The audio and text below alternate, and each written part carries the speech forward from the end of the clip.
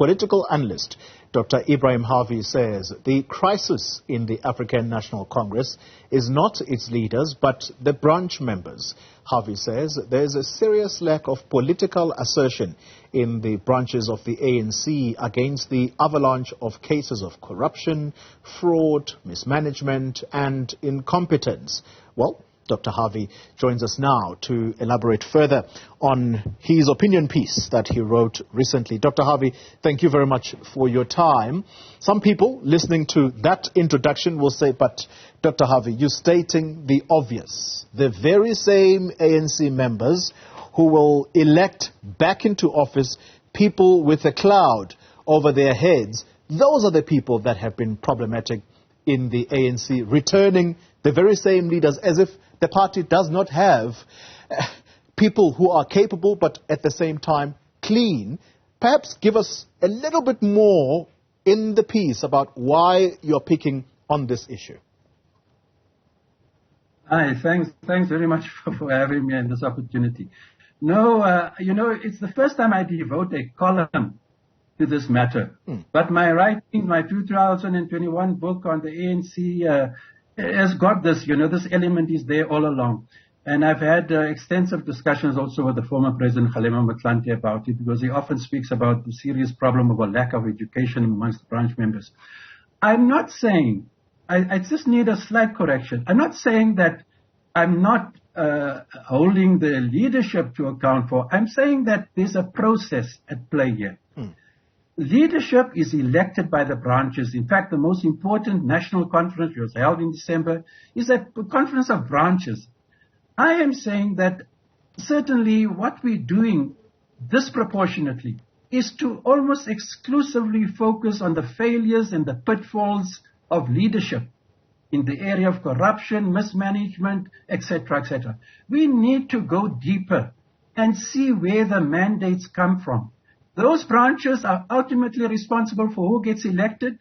Those branches are ultimately responsible also for their input into the policy conferences and the policies that are decided on.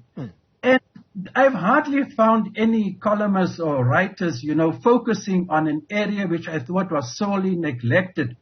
But I must just repeat again, I'm not saying that ultimately it is leadership that is elected, but there's a process through which the ANC goes and mandates are obtained from the most important branches of the ANC are the branches in the townships, the branches that send delegates to various conferences and particularly the national conference where national leadership is elected and where decisions are taken regarding policy matters. Yeah. It's a neglected aspect of the ANC, I felt, and I needed to try and plug that gap.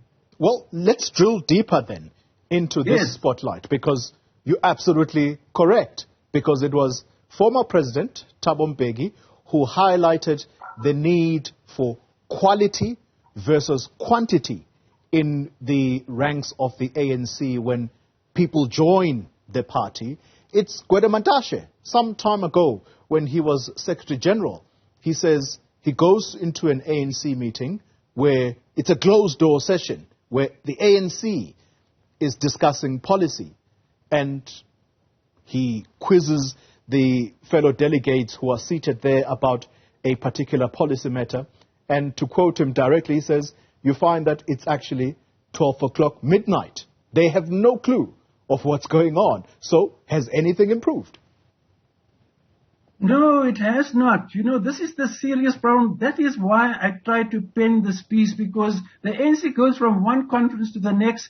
It's cut to pieces, it's by analysis, commentary, etc. But nobody looks at this question that I've raised about the responsibility ultimately. And I used the example of what happened with Zuma when he was elected in Polokwane.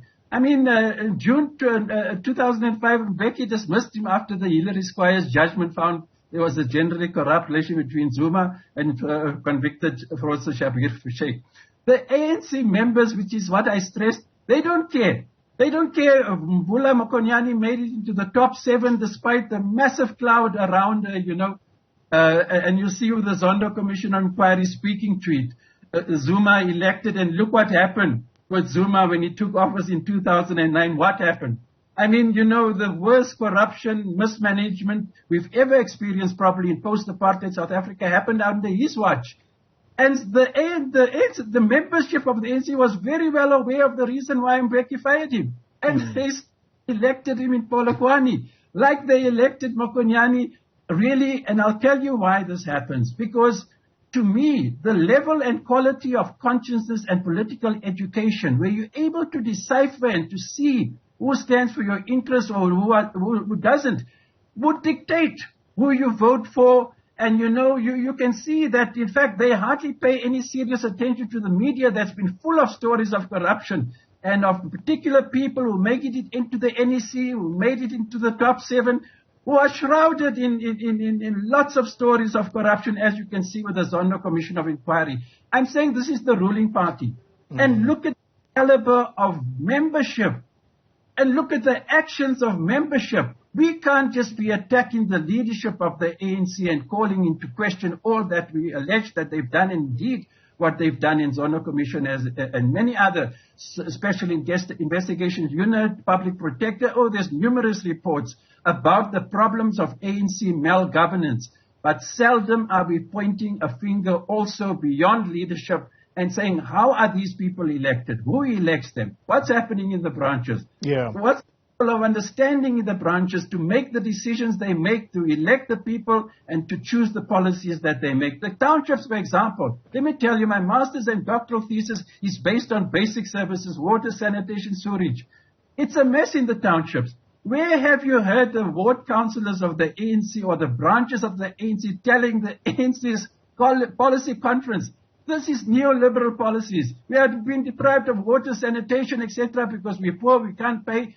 They don't raise these critical issues besides the question of leadership. That is what I tried to say in that column in News 24. So, Dr. Harvey, you've made that correlation abundantly clear, that because of the quality of political consciousness, or should we say the lack thereof, at branch level, you end up with a leadership that is just as asleep to what affects people on the ground. And today, perhaps, is one of those that becomes poignant because there are going to be, throughout this week, what is called the State of the Provinces addresses by the various premiers. And let's point to issues that affect people on the ground, Dr. Harvey. You have a mayor in Merafong, and I watched this last night, and I'll be fair. I have to be fair. Where I watched it from, it was on carte blanche. And I'm watching there. The area is dolomitic, but it's made worse by the lack of stormwater drainage system. And so everything is just collapsing, okay? You go to a nearby school where a toilet literally was swallowed by the ground. And what is the mayor doing? There are videos of her circulating. She is dancing it away as if nothing really matters. That's the leadership that comes as a direct result of a branch leadership that is absolutely asleep. What is to be done to raise, therefore, the level of political consciousness of the branch member? Well, political education, but you know, I should tell Motlanthe repeatedly, you know what, Halema, what you do? You sing the same song, you say the same things, we need political education, and the more you say that, the deeper the crisis in the ANC. This is the irony of it all, you know, because if you look at it really, what is the branches of the ANC, to be honest with you, has fallen apart. I think, I don't want to use this opportunity now, I think a lot of the credentials that went into the election of branch delegates who went to the conference in December was suspect, really. I think lots of things happened that should not have and were unconstitutional. I don't want to get into it now. And so, you know, there's something else. A column, you only have space to do certain things. What I didn't do, which I couldn't do because of a lack of space, which I will do now very quickly, is to say that, you see, the branches themselves, the reason why they're unable to fulfill their mandate of who is elected, policies chosen, is that the branches themselves have become enmeshed, enveloped in corruption and patronage networks. That's the big problem. I did space to go into that because corruption has gone right down to the bottom of the ANC, like it has in every SOE, ESCOM, Transnet. You can just see what is happening. These things can't just happen at the top. There's no way. There's a problem in that we have a far too seriously a disproportionate emphasis on leadership. And it's not just with the ANC. The president of the country, whether it's Zuma or Ramaphosa, they can't just make things happen. You see, there are processes in both the ANC and government. And to repeat again, a big problem that is preventing the ANC branch members from fulfilling their mandate, in fact, to hold the leadership to account, is that they themselves have become sucked into patronage and corruption networks related to tenders, etc. And also, don't forget, you have a huge unemployment crisis in the townships. There's a vicious competition for jobs. If people do not get in on the list of, for example, of councillors, you're in a hell of a situation with when to get a job. Dr. Harvey, Yes. You and I have painted what the problem is. And the communities you mentioned in townships, they are living this crisis. They are a living example of this problem. But what you and I cannot do is pretend that these people are perpetual victims because there is nothing that they can do about their situation. What becomes the responsibility of the ordinary community voter? Well, it is what has been the serious problem, the decline and demise of civil society. I mean, where is the community organizations, the civic associations that we had during the anti-apartheid struggle? When we needed it most, this is it. Because if you had that, you'd have a lot of groundswell at grassroots level to hold even local ANC councillors and ward councillors to account. So there's a whole lot of issues here, that is raised when we discuss the branches, because, the branches do not exist in isolation from community organizations, and that is what is seriously lacking. And many civics have actually complained that the ANC councillors and the ward committees conduct themselves as if they're not accountable to anybody, and that's precisely because the ANC ward councils and councillors, they dominate the situation in the townships, and that is what's happening, at the moment. Sorry for this call that has come through, All right.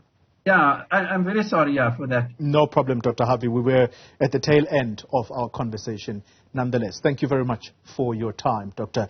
Ebrahim Harvey, talking to us about an opinion piece that he wrote recently, which appeared on the News 24 website.